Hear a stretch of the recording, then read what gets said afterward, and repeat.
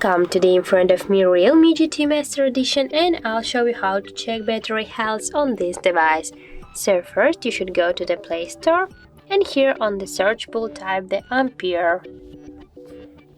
Now we have to get this application, so tap to install and wait a few seconds while application installing on your device.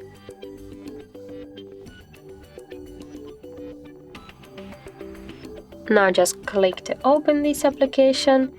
Here tap to yes I agree, pick close, and on the left down corner tap here to the OK button. And right now, as can you see, the health of your battery is good.